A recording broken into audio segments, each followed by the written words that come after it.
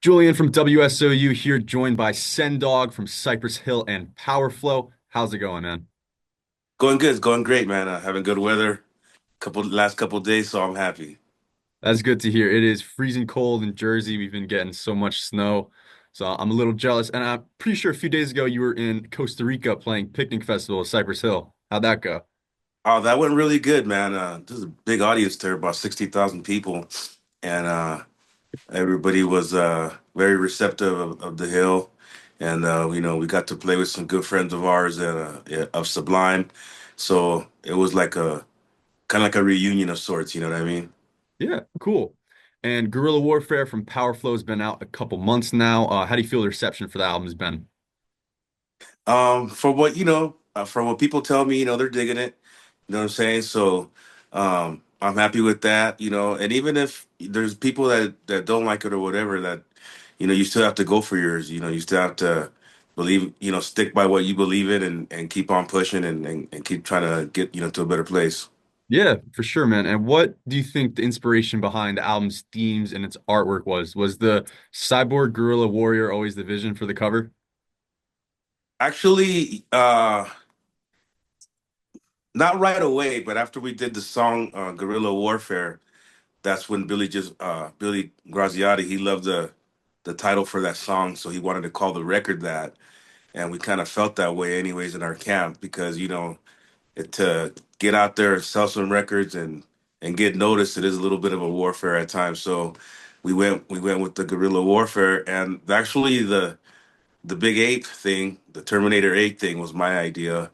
And the more I dug into looking at what possibilities could be, and then I showed it to the guys, and they all put their ideas into it, and we came up with a cool little look there that I really like a lot. You know what I mean? I haven't seen anything like that, so I kind of felt like that represented well. Yeah, for sure. I personally really like it. And what do you think the inspiration and the reason for bringing back Power Flow was? There's about like a 7 year gap between the last record. Yeah, man. The inspiration was that we all felt like we left it undone. We all wanted to do a second album, and in the midst of that, I remember we got off a tour, and then COVID happened, right? And that took its time. And then actually, I moved out to the Nevada area, and that kind of cut into the time as well because I was trying to get situated in my new place.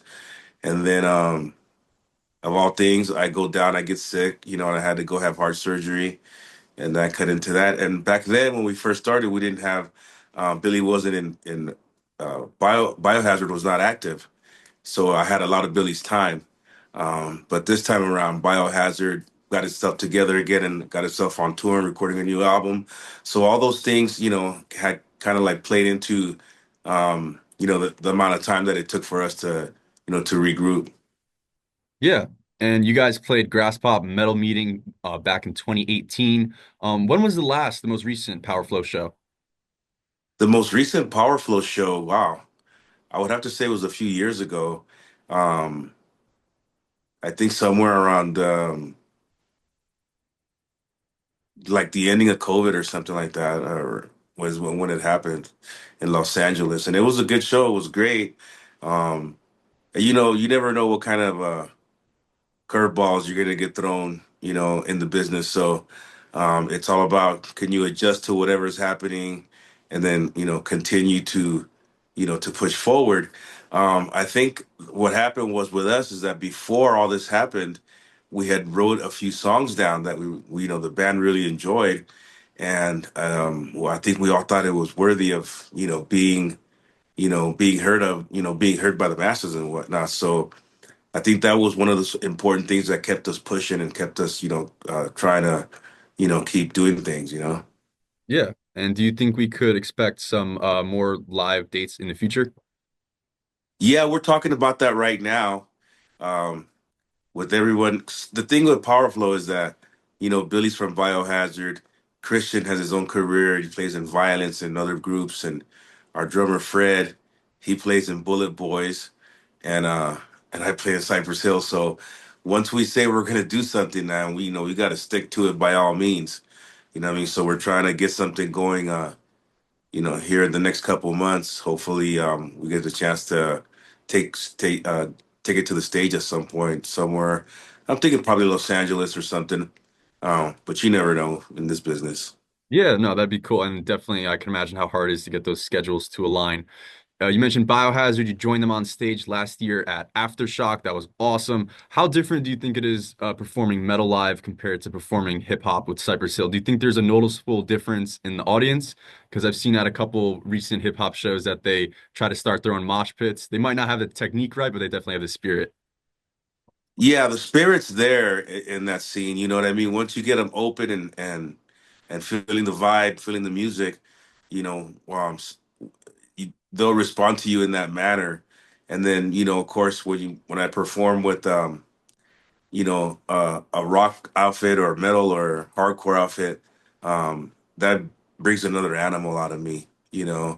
I think with Cypress, I'm a bit more reserved, and I kind of just do come in and do the enforcer role type of thing. But when I perform, with the hardcore band or metal band, um, I get to I get to show that that I'm an actual fan of the music, and trying it is not so far fetched for me. You know what I mean? So it definitely gives me a new life, a different life to portray on the stage. And I think it's all the instrumentation going on around me and watching all the guys playing it and laying it down, um, gives me another level of, how can I say, of hypeness or something, or just wanting to fit in with them and be powerful. Yeah, for sure. And then I know in some other interviews you've talked about how there's always plenty of people in metal shirts at Cypress Hill shows. Do you think that the hip hop and rap audiences are willing to take an interest in metal the same way that metal fans take an interest in rap? And do you think that Powerflo is trying to help bridge that gap between those fans? I definitely think that yes. I mean, if it depends on how you do it, but I know that a lot of hip hop fans, especially people that I know that are big hip hop people, and there is like a connection there where they've been able to, cross over and say, hey, I like this kind of music here too, which to me is no surprise because the background, the histories of both musics are kind of similar, and as opposed to how they were, uh, how can I say, not appreciated at first, and people would saying, it's a passing phase or whatever, but both genres have made it, through the long haul, and I kind of feel that we have that connection of rebelliousness, and also you're not going to tell me, or us what is cool or not. We'll decide that for ourselves. And I hope that Power Flow does have that appeal to make that jump and go back and forth. And I know when we did the first album, I saw a lot of that in our audiences, you know, and I just want to keep the genre. How can I say, keep it moving forward and try to keep it innovative at the same time, and present it the right way. You know what I mean? Because I kind of feel like when I did that, people were looking at me like, okay, let's see what he's got. You know what I mean? But when I feel like we're doing it the right way, we did it the right way, and we're going to continue to try to like bridge the gap as it were, or just extend our metal careers, our hardcore careers, and keep it going, man. And there's a even though we've all been in the game a long time, we all still feel that we have a lot to prove. Yeah, awesome. And then when people rap over metal, most people will go and call it new metal, and we've definitely seen a resurgence of its popularity and that term itself the last few years. Do you think that new metal is a fitting term, fitting genre for Powerflow? Hmm. I would say yes. I would say yes for sure. I'm not a big fan of labeling any music or art. I take it for what it is. Um, when I hear bands like you know, uh, let's say Limp Bizkit or System of a Down or something like that, I'm listening to a metal or a rock band. You know what I mean? I don't start thinking like, oh, this is that or whatever. Same thing with grunge a few years back. People were calling everything grunge. To me, it was just it was rock and roll music from the West Coast, man. That's all it was. But you have to label it, you know what I mean? And I think when you put labels on stuff, um, the minute that somebody hears, oh, it's a grunge band or it's a new metal band, and they're gonna think like, oh, well, I don't really dig that stuff, so they pass up on it or whatever. But to me, music is just music, and I think the world should accept it as just music, no matter what. Um, whatever the outfit is, you know what I mean? So. Um, that's just a thought that I have. You know what I mean? So, if hopefully one day people would just stop labeling stuff and take it for what it is. And for now, it's called new metal, and I'll accept that as that. That's what we are. You know what I mean? And but definitely think for yourself. Yeah, people definitely get a little crazy with the labels and the subgenres, and it often restricts people. They only listen to that kind of music instead of broadening it. So, do you think you could look back and pinpoint where rap and metal first collided? A lot of people say that the breakthrough was the Judgement Night soundtrack from the 1993 movie, featuring collabs between Ice-T and Slayer, House Pain and Helmet, Faith No More, Booyah Tribe, and of course, you guys in Cypress Hill did some tracks with Sonic Youth and Pearl Jam. So, do you think that was really the breakthrough for rap and rock to come together? Do you think there was something before that? Well, I think that had a big part to do with it. But before then, um, I believe there was Public Enemy and Anthrax that got together and redid a real heavy version of I think it was Bring the Noise by PE, right? And that was really brutal, and it was great, and I think it got people's attention and whatnot. And prior to that, there was Run DMC and Aerosmith, and it wasn't what you would call new metal, per se, but I think it opened up people's minds to like what could be. And if you go back to that era, and you remember that when Run DMC and Aerosmith did their thing, it was groundbreaking. It was like eye-opening, groundbreaking. You know what I mean? And people reacted to it in a positive way. So that brings us to the Judgment Night soundtrack, and I think that first of all, I was very happy to be part of that, being the guy that I am that listens to, heavy metal and hip hop and whatnot. And I was really glad for that. And I think that Booyah Tribe, and House of Pain really did their thing really well on there. I think everyone did, but I think that also opened up the door for what would come after. Fans that were in whatever little town they lived in that heard that record, and it influenced them to make their own what would become labeled as new metal type of thing. You know what I mean? And I definitely think that those three efforts right there really helped open the doors and get people's attention, especially people that signed bands that did weren't really sure what to do with something 10 years ago. Now the path has been laid.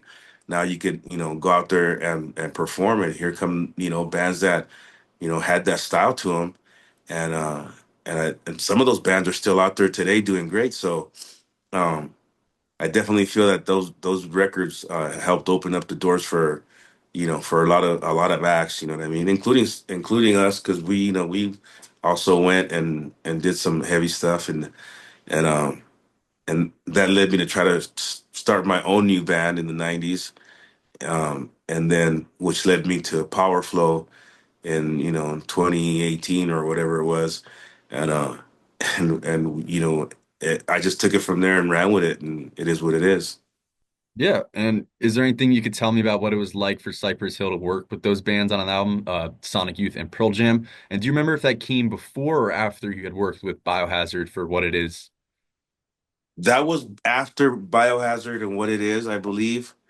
And as far as Biohazard goes, man, I got to give those guys a lot of props and respect, man, because I don't even consider myself good at that time when I recorded with them.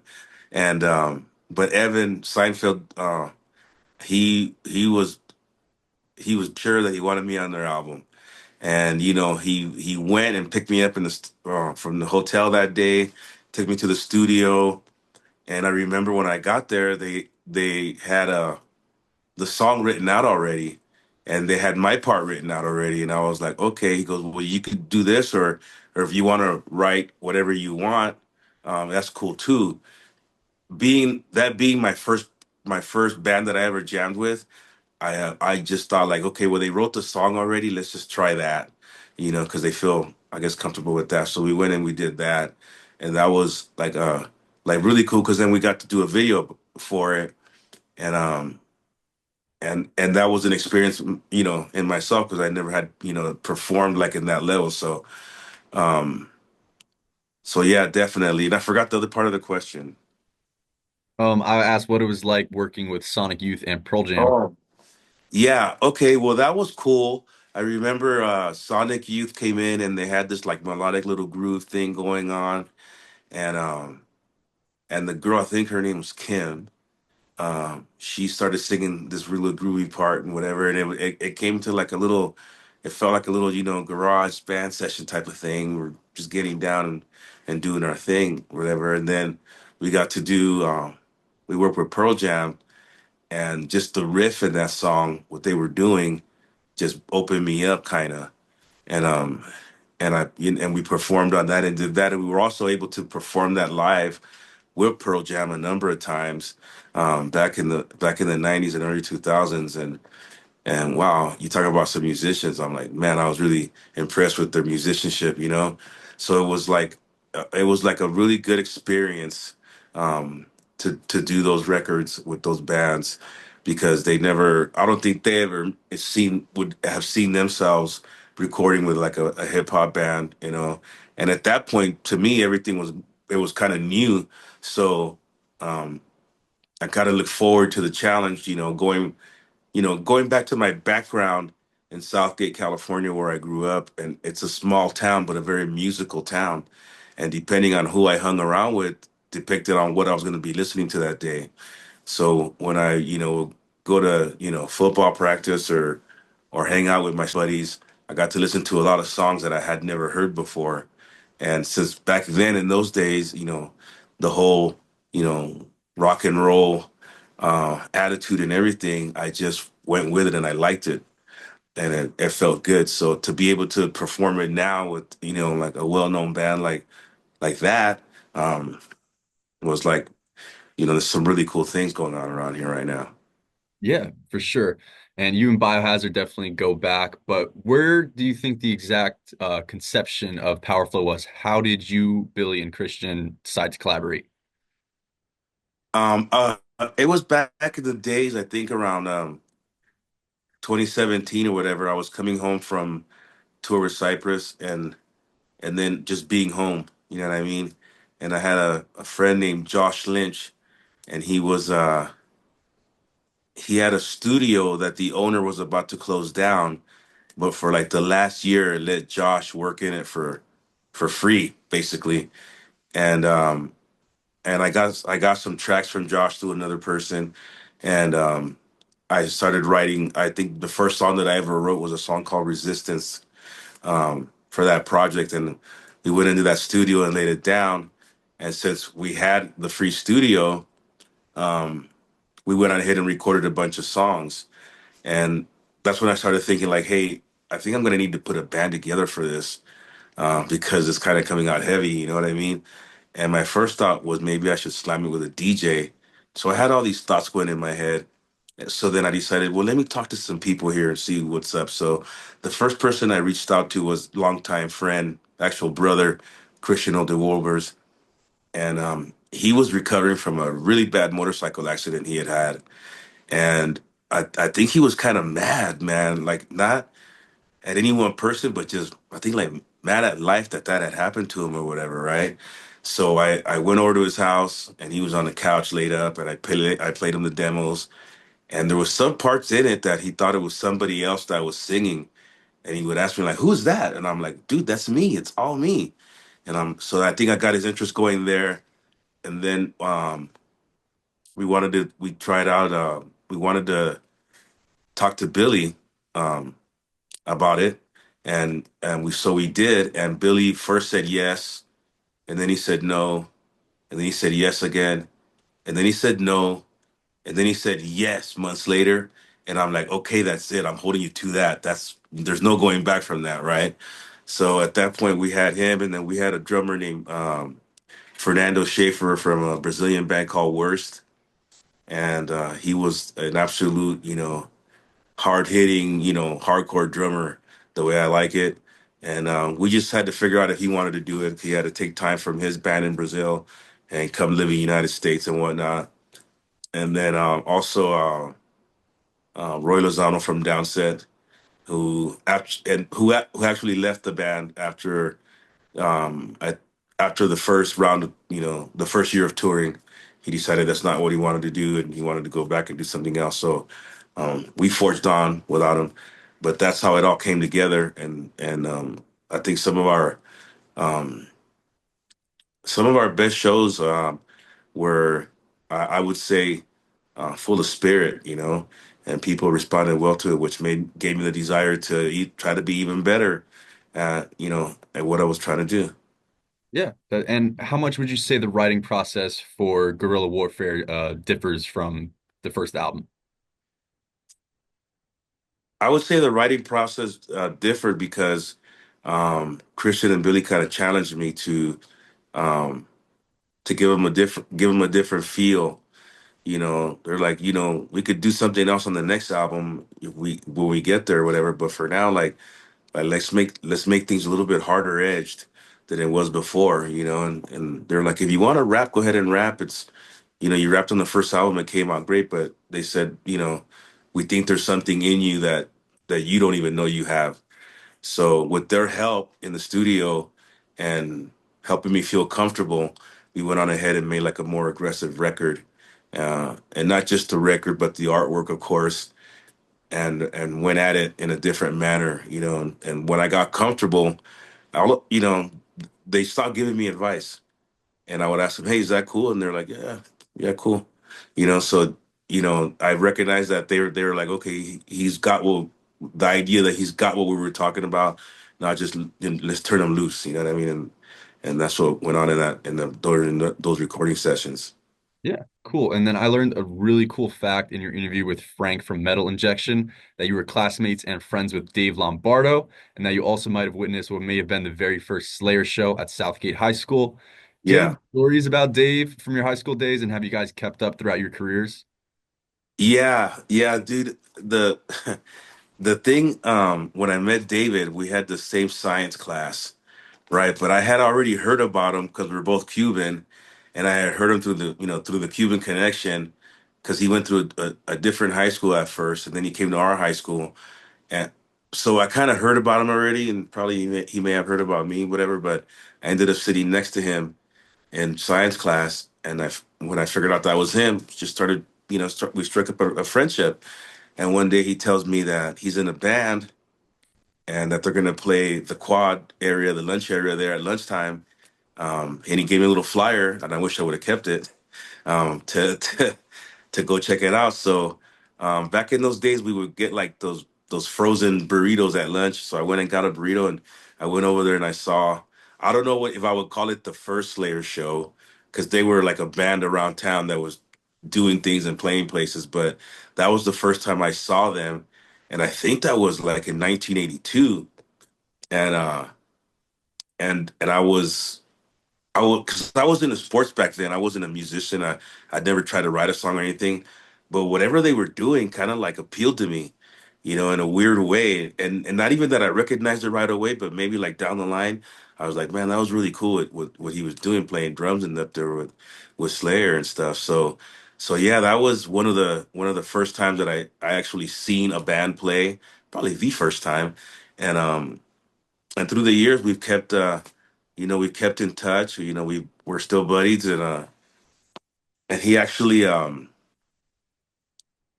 lived on Cypress Avenue for a little while, when in those early days of he was touring, and he would come out and see us in front of the house, freestyling. He wanted to come down and check it out. We bust routines for him, and I see him, here and there. I think the last time I saw him, I think when we did a thing called Dime Bash. That was before the Pantera reunion, of course, and Jose Mangin in California was honoring Dimebag Darrell every year, And one year he got me and Dave up there on the same song, so that was like really cool. And then when we were playing with Powerflo, we did a tour in Europe with Body Count, and we got to a point where we did these really big festivals, and Dave was there doing the thing that he does with Mike Patton. Um, so we we met up every day, and we had lunch and chatted and whatnot, and talked about the old times and whatnot, and it was really cool. And I'm really those friends that that people may have that have their whole careers lined up and what they're going to do from the point they're 16 years old. That was David. He said, I'm going to graduate, I'm going to make an album, I'm going to go on tour. and sure enough, he did all those things, man. So it was definitely a path that you could look onto, like try for yourself to emulate or to try to process yourself. And we had it firsthand there with David, in the city of Southgate. That's really cool. And then I also want to bring this up because I myself, I'm half Cuban, and I know you and Dave have Cuban roots, being born there before coming to the US, him in Havana and you in Pinar del Rio. Back in Yeah. 2021, he scored and produced a documentary called Los Últimos Frikis about the Cuban metal band Zeus and how the difficulties they face from the status quo and Castro's regime. Have you seen that documentary? And also, what has your Cuban identity meant to you throughout your career? No, I haven't seen the documentary, but I'm going to look it up for sure. And to me, um, being Cuban has always been part of a struggle. You know what I mean? Because we are really, for the most part, we've never, since I left when I was 5 or 6 years old, I never went back. And and being able to represent, you know, Cubano on on the scene is very special to me because when we first started, there just wasn't a lot of us, out there doing music. My brother Mellow Man Ace had a hip hop song um, that he released, I think, in 1989, whatever. So he was representing, and then of course, in our band we're Cubans, so. But we're also LA raised. We got that little bit of Vato Pachuco in us. You know what I mean? Yeah. So, um, so it's kind of like we took people for a loop when we first came out because everybody was like, "Well, where are these guys from?" We wore nothing that said LA or anything on it. It was all, just clothing. So people didn't know we were from Cypress Hills, New York, and Bronx or whatever, or what. But then eventually they figured it out, and it's always been a special thing to me to represent. Um, our the race, and to do it well, and to for people in Cuba to know that a kid that left there a long time ago had put together a band and it's a successful thing, and and I take pride in that. I take a lot of pride in that, and hopefully um, at some point we get to you know go there or do something there or whatever. But I think the important part is that you have to be proud of, where you're from and who you are and where you come from, and and represent it, and I've never I've never, shied down or the fact or anything like that we are Cubanos in the game, but that's just the fact. And and I think at some point um it opened up the doors for other people to come through and be able to be recognized, like Pitbull, another Cubano, which I'm also very proud of and good friends with. And he took it to a whole nother level. And every time I would see or hear a song from him, I'm like, yeah, there's that Cubanito right there, pegando fuerte, you know what I mean, hitting it hard, man. So it's definitely a sense of pride, and and also just glad and happy for other Cuban kids that could get noticed and get put onto the game and and flourish. Absolutely, that's very well said. And you grew up around all types of music, hip hop, disco, heavy metal, and some salsa. With SX10 and also with Cypress on Tequila Sunrise, I know you experimented a little bit with some Latin elements. We haven't seen that much of that in heavy metal. I feel like only Il Nino and Puya are like the two examples of like Latin metal there is. Could you see yourself trying to implement it in the future with Powerflo or another project? Yes, I could definitely see that. In recent years, I recorded with a band called Cardiac, and there are I think some Españoles, and and I got down with them, and I'm just listening to the vocabulary that those guys have in Spanish. I'm like, whoa, you know what I mean? I don't talk Spanish that good, um, but that's their native language. They've mastered it and they know it well, and I definitely feel like I could.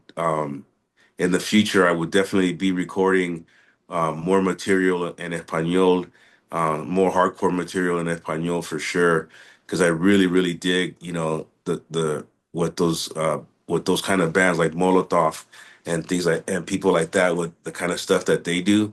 I really dig that, and it's a whole other audience. You know what I mean? And it could really flourish your career. So I definitely gonna, hopefully, we do a third album here with Powerflo, and I say hopefully because you never know. It took so long to do to do the last one, but hopefully, we do definitely walk that path, and I get to um, exercise, the Spanish lyric and Spanish songwriting. But even if not, I plan to, seek. I would seek out some other musicians to try to accomplish that. Yeah, cool. I would definitely love to see that. And could you tell me some of the metal bands that you consider yourself a fan of, or some that you definitely take some influence from? I know in another interview you mentioned being a fan of Gojira. Yeah, Gojira for sure, definitely one of my favorites. I think my one of my all-time favorite bands, I think from the first time I heard them was Metallica. And from there, I think the kids that I was hanging around with, we used to have these things called ditching parties where you would ditch school and go to a party, and they were playing music there. And and that's when I first heard Black Sabbath for the first time, and Ozzy started singing, and I'm like, "What is that?" Because it sounded like whoa. And then so they started turning me on to all these musics. Of course, I had heard of Hendrix, yeah, at that point, but it didn't register to me yet because I wasn't old enough to appreciate music, right? So um, from there, they turned me on to like Led Zeppelin and Pink Floyd, Blondie, just a whole bunch of different kind of flavors and elements that I eventually latched onto and considered myself a fan of. Um, so I went from there. From there, I went on to listen to Fishbone, Suicidal Tendencies, that whole era of music and bands and whatnot. And I just kept going and going. And I like to think that I'm a fan of a lot of different bands, not just one, but um, when I first heard Ice-T and Body Count, I was like, whoa, this is different. You know what I mean? And it definitely struck a chord. So I would say, without having done my prior listening to music, and all the greats that came out from, the 60s and 70s, AC/DC, Van Halen, type of things. You know what I mean? That opened me up all the way till later on when I got older, and you kind of and what they call grunge came out, and the new metal thing. It all served as a as kind of like a lesson, or like kind of like a my road my the road that I walked to get to where I can appreciate it. So but Metallica for sure was one of my early faves, um, that I started liking, and then you know Slayer, and when they signed to Def Jam, I was like, what? Because Def Jam was all about Run DMC, Beastie Boys, LL Cool J, that kind of thing, and they turn around and then they signed Slayer, and I was talking with David one day. And I was like, well, how did that happen? How did they?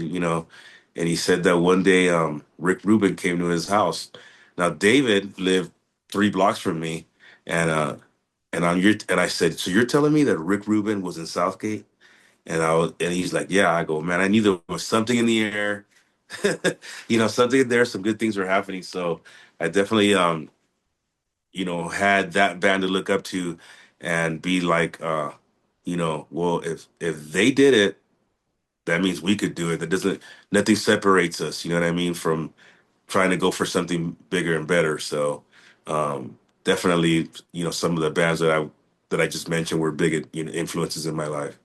Yeah, really cool. And Sen Dog, I want to thank you so much for your time. It's been an honor, but we're running a little bit short here. I know the Right, Powerflo record came out a couple months back, plus you've got some Cypress Hill tour dates coming up. Anything else going on you want to leave off with for the listeners? man. I just want to say, after 33 years in the game, thank you to all the fans that have ever supported Cypress or Powerflo or anything that I've ever done. Without the fan support, you wouldn't have such a long career. You know what I mean? So thank you very much. It means everything to me to know that people have liked our music and dug our work enough to get behind it. So definitely thank you. Thank you so much, Sen Dog. Thank you for your time All and right, yeah, be good. peace, brother.